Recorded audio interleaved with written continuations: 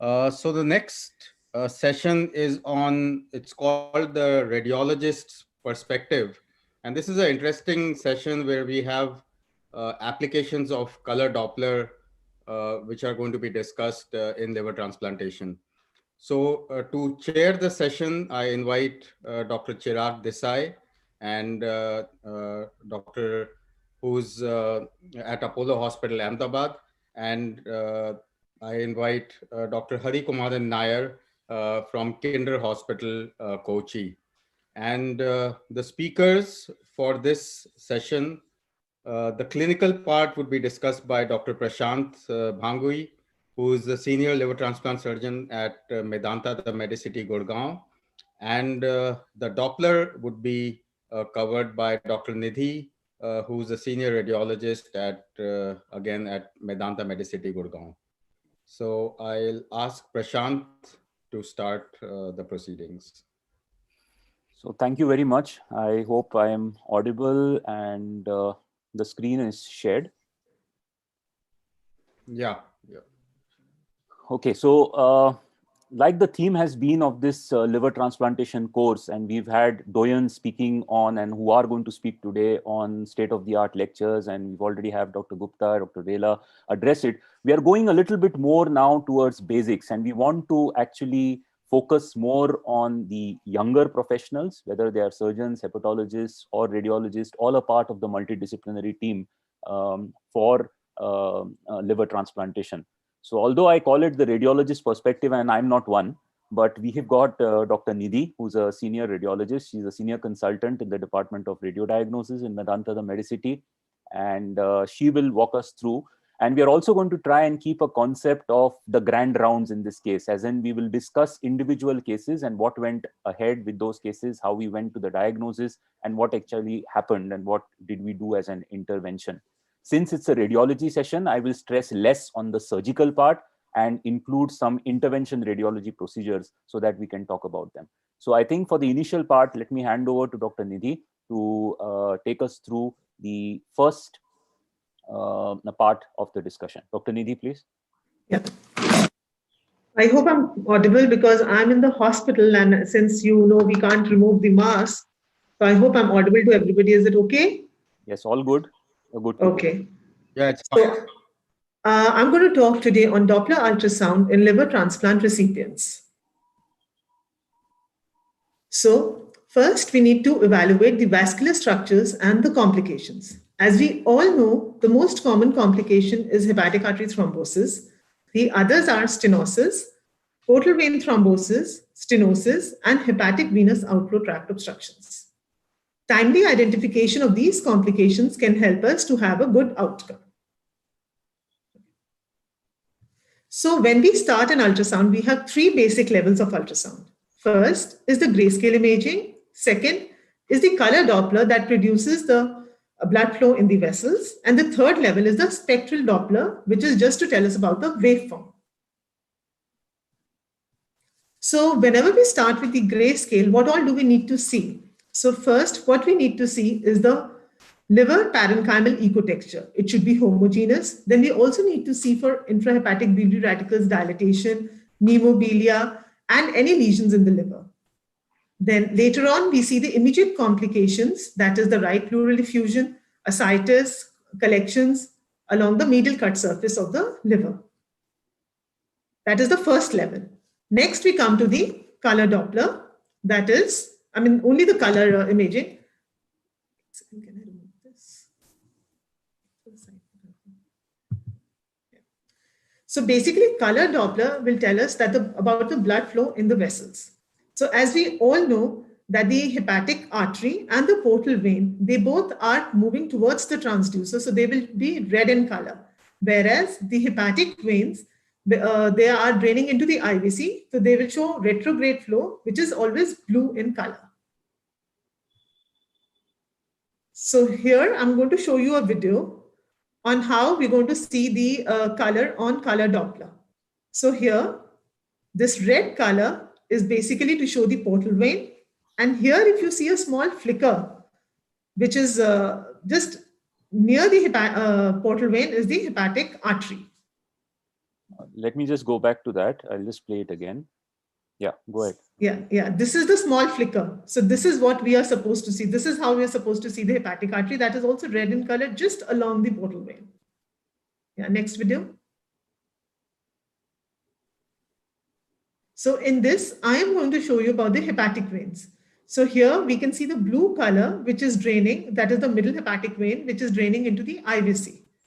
So this is seen along the cut surface of the liver. Next video. Okay. Now, third level of ultrasound is the spectral Doppler. Now, spectral Doppler examination is done to get the waveform. Now, how do you obtain this waveform? The waveform is obtained by a small sample volume that is placed in the center of the vessel. The angle of this thing should be less than 60 degrees for exact velocity calculations. So we have a protocol in Medanta for assessing the liver transplant patients for evaluation for the hepatic artery, the portal vein, and the hepatic veins. So first is the pre and the post closure in the operation theater that is done in pediatric cases. First 5 days, we do bedside evaluation for hepatic vessels, morning, sometimes in the evening. 6th day onwards, the evaluation is done twice a week till discharge. So now I'm going to talk about the hepatic artery. So as we all know, hepatic artery shows a low resistance waveform. So there is a rapid systolic upstroke and a diastole, followed by a diastole. The normal RI values of hepatic artery range between 0.55 to 0.80. So this is how you're supposed to take the hepatic artery. Intraparenchymal, you should always try to show it intraparenchymally. Next slide. Okay. Now, what is the criteria for hepatic artery thrombosis? So basically, if you don't see the artery at the hilum or intraparenchymally, then you consider it as thrombosis. Now, there is another entity which is known as hepatic artery stenosis. So when can we say it is stenosis and this thing? So Doppler to be performed at 3 sites for hepatic artery stenosis. That is the pre-stenotic, stenotic, and post-stenotic site. So when it is a pre-stenotic site, the RI values will be more than 0.8. At the stenotic site, the segment is short and direct visualization is very difficult. So we normally can't see the stenotic site.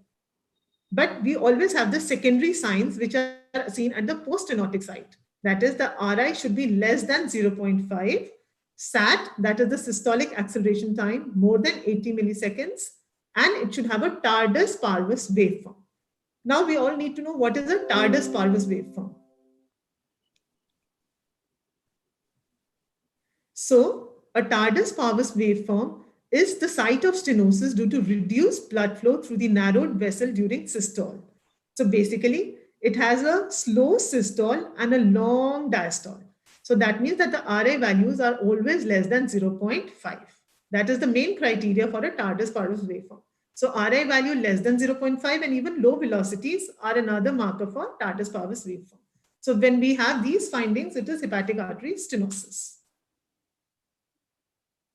So this is a video to show that how parvus tardus waveform actually looks like. Here, if you see, the velocities are very less and the RI is always less than 0.5.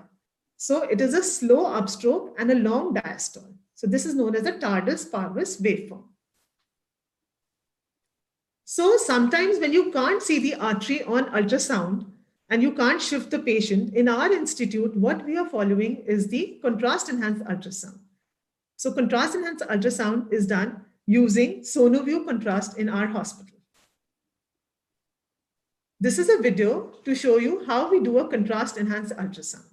So 2.5 ml of contrast is injected through IV cannula, and within first 20 seconds, we see the hepatic artery. So this is the hepatic artery, which is very clearly delineated, which was not seen on regular Doppler ultrasound. And then you have the portal phase, and then you have the delayed phase, same like CT.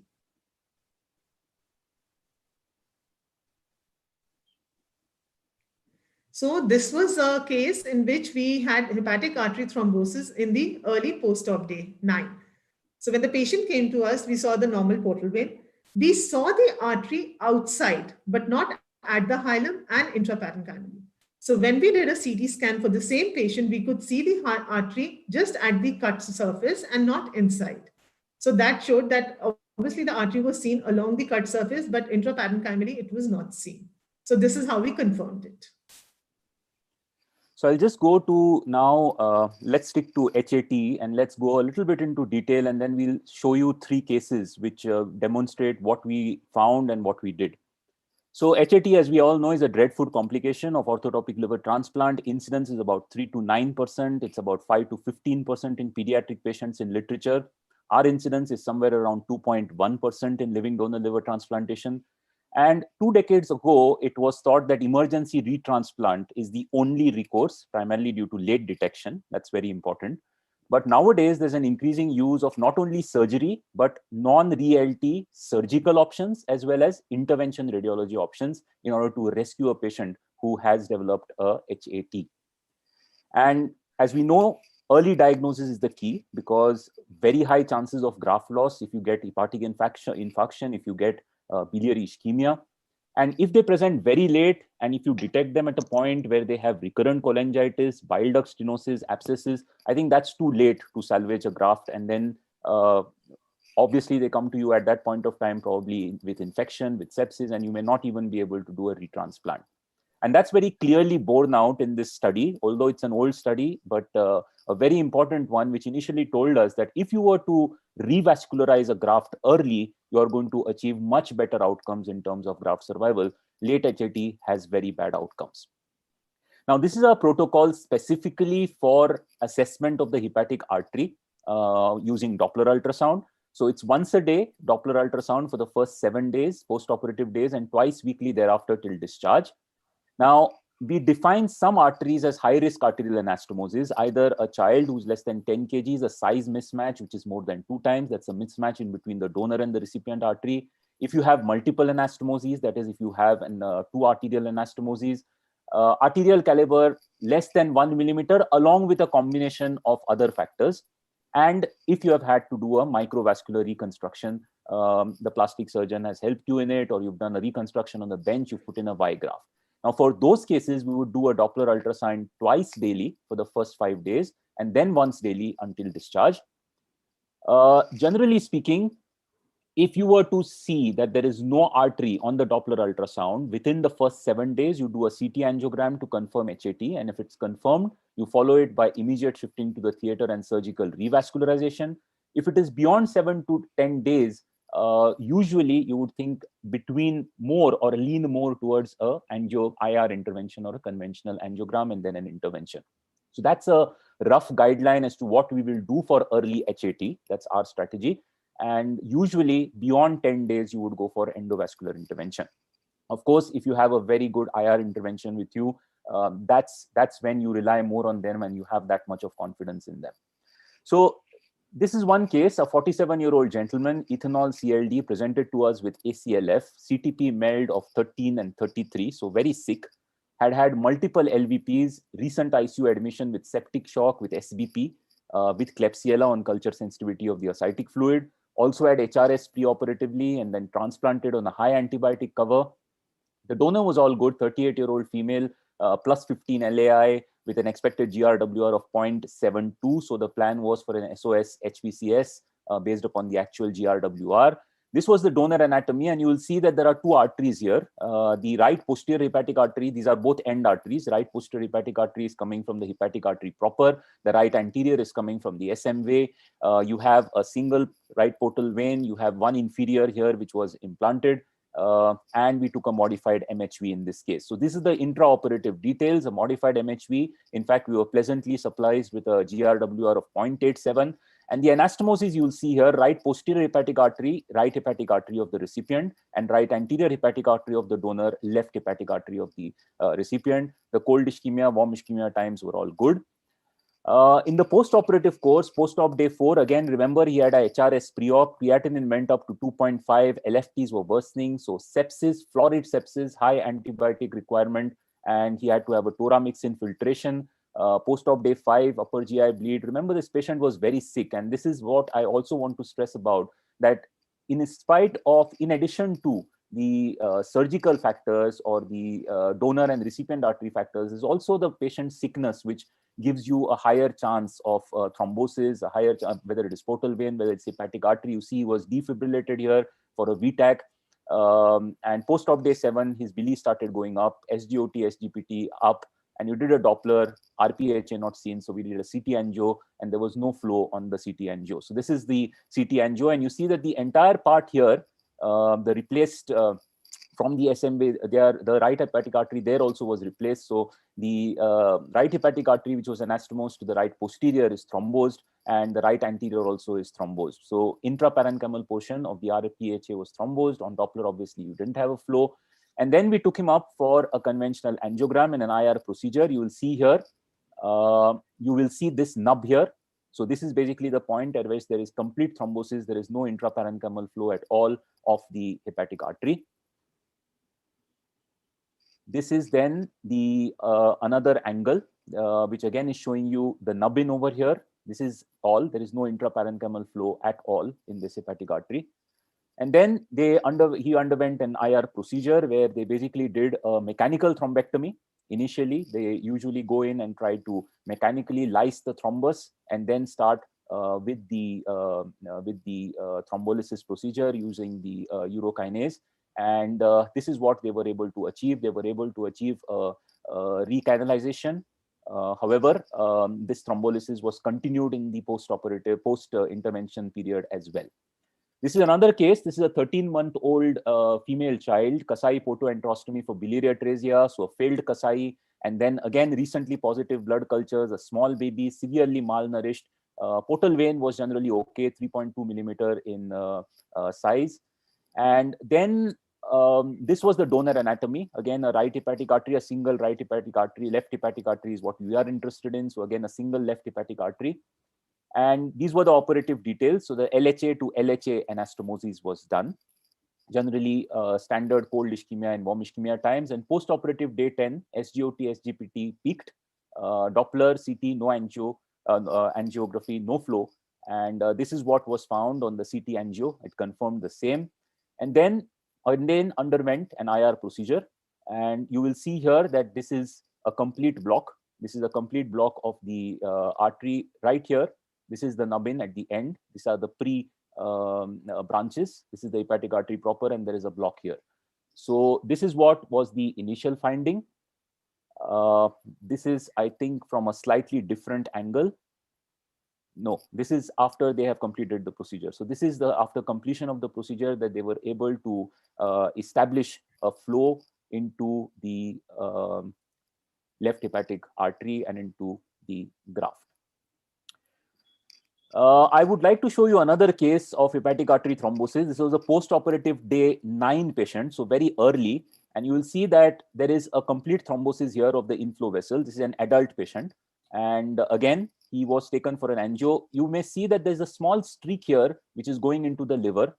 A very fine streak, which is still going into the liver. But then, as you will see later on, you will find that that's not the dominant artery. The dominant artery was completely blocked in this patient. This is a slightly different angle from the IR. There you see it. So this is the nubbin. After this, there is no flow which is going into the graft. And what did they achieve? So when they initially opened it up, you see that it has opened up now. You get intrahepatic flow, but you'll see this part now, concentrate on this part of the hepatic artery. You'll find that it's still very fuzzy. There's still a lot of clot in it. And they were able to mechanically actually open that. They were able to thrombolize that also. But what was happening is that this artery was collapsing again and again on a repeat angio. So finally, they decided that this is not going to hold up. It's not going to remain open. So they decided to put in a stent into the hepatic artery. And this will be seen much better in the next video that I will show you. This is the bone configuration image. I will just show you the next video where you will see it much better. So this is now the flow established inside. As you go ahead, you will see the flow completely established inside. And then this is the position of the stent. So this is the stent that is deployed in the hepatic artery. And then you find that there is a good flow that's there into the parenchyma, good flow into the parenchyma. So that's about 3-4 cases about the hepatic artery thrombosis. Dr. Nidhi, you want to take us through the portal vein now? Yeah. So now we've understood about the hepatic artery. So let's go next to the major vessel, that is the portal vein. So portal vein on spectral Doppler, you always see this undulating waveform because of the respiratory variations. Yeah. So this undulating waveform means that there are very less velocity variations. So this is a video to show about the portal vein stenosis. That is also another complication. So in early post-op periods, we see quite frequently portal vein stenosis because of graft edema. So here, if you see at the pre-anastomotic site, this is this beautiful red color, but whereas in the post-anastomotic side, you see a lot of turbulence and alizing. And this is the small site of narrowing here. So which is commonly seen only because of graft edema. So So this generally, is a this mismatch patient, here. yeah. So this patient was basically clinically stable. You found this image, but patient having normal biochemistry and clinically doing well, no issues. You just attribute it to graft edema, and I think you can just follow this patient up. Yeah. So now we should know the criteria for portal vein stenosis on Doppler. So here you can see that there is this site of narrowing. So when we take velocities in the post-anastomotic site, that is somewhere around 182 because of a lot of turbulence and alliance. So high velocities are seen here. And when you take velocity at the pre-anastomotic site, the velocities are less. So increased anastomotic velocities more than 3 times compared to the pre-anastomotic velocities is an indicator for portal vein stenosis. Along with that, you always need to see alizing and turbulence at the anastomotic and the post-anastomotic sites. So I'll take you through a case. This is a 23-year-old male, ulcerative colitis PSC with multiple ERCPs with recurrent cholangitis with secondary biliary cirrhosis. Recent episode of cholangitis, CTP MELD of 1027. Underwent an LDLT. Donor LAI was +2. Expected GRWR was 1.16. With the LAI, we did a biopsy, which was generally 5% steatosis. So he underwent a right lobe with modified MHV. He had a GRWR of 1.35. He had a right portal vein to main portal vein anastomosis and Roux-en-Y-HJ. Again, CIT, WIT as expected. On post-operative day 6, raised liver enzymes, SGOT 104, SGPT of 178. Doppler showed no portal vein flow. So we took this patient up for surgery. We did a portal vein thrombectomy, surgical, on the same day. That's on post-operative day 6. But unfortunately, again, later on, it showed a sluggish portal vein flow on post-operative day 7. And this was the image where you see that there's clearly portal vein thrombosis over here. At this point of time, we thought that this patient should undergo an IR intervention and probably a stent. And this is what the IR did. So this is now cannulation of the segment 6 portal vein, where they've entered into the portal vein with the catheter and actually taken this angiogram. You'll find that the main portal vein is completely thrombosed here. You don't see the main portal vein at all. The next thing that they did was they tried to get,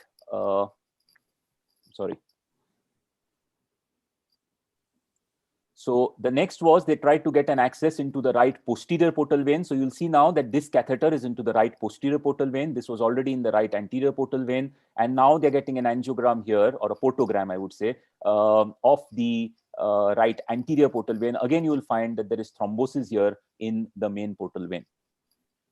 Next, what they did was now they were able to achieve a thrombolysis. And then you see that they went deployed a stent over there. You can see the stent over here.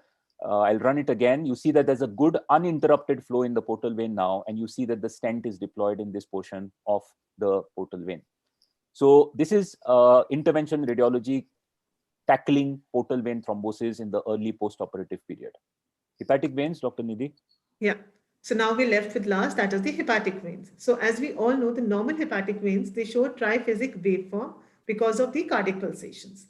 Now, in case we don't see the middle hepatic vein or the right hepatic vein, that means either they are thrombosed, or sometimes when you see a monophasic waveform, that is one of the indicators for hepatic vein stenosis.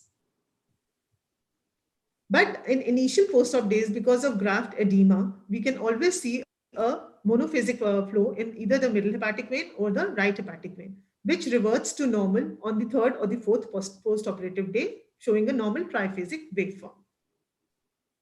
So this is a very interesting case. In fact, in the COVID era, 44-year-old gentleman, ethanol CLD, CTP MELD 819.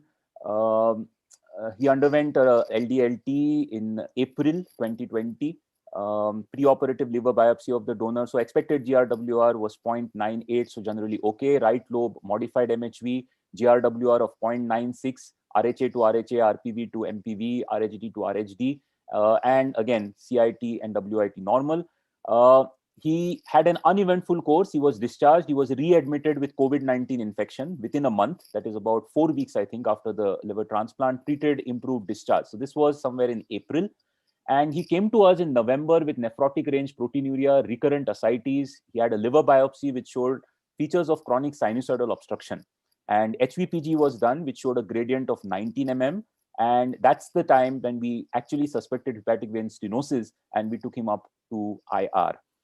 This is what was found on the CT angio. You'll see here that there's stenosis near the ostium, and you'll see that that stenosis is also extending into a part of the inferior vena cava. So if I was to just show you, now this is already after the stents have been placed. I don't have a pre-image, but this is after the stents have been placed. And if you see now the flow dynamics here, you will see here that at this point, please focus on this point. You will find that there's still some obstruction. There is still no procardia flow in this particular, no free procardia flow in this particular hepatic vein. And otherwise, the hepatic venous flow is taken care of, that is, it's restored. And what they did was that they had to do now a balloon dilatation of this. After doing the balloon dilatation, this was again the same thing where you will still see the, there is still some obstruction. It's not a free flow that's happening. There's still some obstruction to the flow over here in the stents. And then they had to do a balloon dilatation over there. And now you'll see that there's a pure procardia type of flow with absolutely no obstruction at any level in this particular scenario. So they were able to achieve this with IR. The patient is currently doing well with no issues. So I think that's how we wanted to cover the hepatic artery, the portal vein, and the hepatic veins with some clinical examples. And of course, I'll stop sharing, I think, and happy to take any questions, me and Dr. Nidhi. Thank you so much. Thank you, Dr. Prashant and Dr. Nidhi, for putting it quite nicely. Dr. Prashant, you shared very good cases, and how you dealt, you elaborated quite well, and they were quite evident and lucid. So congratulations for that. And now we can go into the question. So Dr. Hari, would you be able to? Yeah, sure. Thank you. One question from my side. While dealing with hepatic artery thrombosis, Dr. Nidhi did, mention regarding resistive index and the cutoffs, but don't we look at the peak systolic velocity at the anastomotic site as well as in the other regions? Systolic velocities, I mean, the cutoffs. Yes, we do. But if you don't see the artery completely, then it is thrombosed.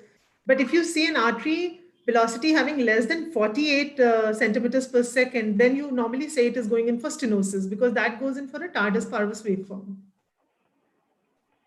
Right. All right. Thank you. And shall we take up the questions from the audience now? Yes. So first question is from Junaid Mansoor, and the question is, what is your protocol for intraoperative thrombolysis for early HAT? So I think we've learned a lot, Dr. Junaid, from the intervention radiologists themselves. So what we are doing is that exactly the way that they actually follow it. So when you have an intraoperative, you want to do an intraoperative thrombolysis, obviously you would divide the artery slightly on the recipient side of the initial anastomosis, so that you have a small patch on the donor side. The important thing is that always do a Doppler ultrasound again once you open before. Just in case you have directly decided to shift the patient to OT based on a Doppler on the second day, you may, in very few cases, be pleasantly surprised to see that you open up, and sometimes intraoperatively you may find that the artery actually is working. So just that point. Then to the thrombolysis, you divide it on the recipient side. You open up, obviously, the clamp which is there on the recipient side. See that you've got a good proximal flow that is there. If you don't have it, then you have to basically do a Fogarty. On the donor side, what we have started doing and what we, as I said, have learned from interventional radiology is you do a staged type of thrombolysis. That is, if you're planning to use 10,000 units of urokinase, you will put in 5,000 units first, wait for a period of 10 minutes, 15 minutes for that thrombus or the intrahepatic clots to lyse, open it up again put in another 10,000, and then again keep it clamped for some time, and then make sure. Of course, the amount you use will depend upon whether it's a soft clot, whether it's a hard clot, and what is your appreciation of the fact whether there has been thrombosis for some period of time, or the thrombosis has happened and you were able to catch it very early. So I think that's what we have followed. And I said 10,000, but usually you will end up giving 50-50. So 1,50,000 initially, then wait, then another 50,000, wait, and then obviously you do the anastomosis again. Make sure that there is no pull on the new anastomosis that you've done. So have a good recipient. If you need to back a little more, make sure that both the cuffs, both the ends on either side are well fashioned and they are clean.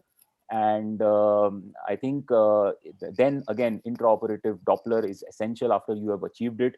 And then intraoperatively, we would depending upon how much of urokinase you've given, you would initially also give additional systemic heparinization at that point of time, and post-operatively you would continue on heparin infusion. Right. Desai, I think we're really short of time, and probably I think we'll have to end the session. Okay. I'll try to answer the questions in the chat box. The remaining. Yeah, that'll be great, Prashant. Yeah. Thank you so much. So thank you, Dr. Desai and Dr. Nair, for chairing this session, and thank you, Prashant and Nidhi, for a wonderful presentation. Thank you. Thank you.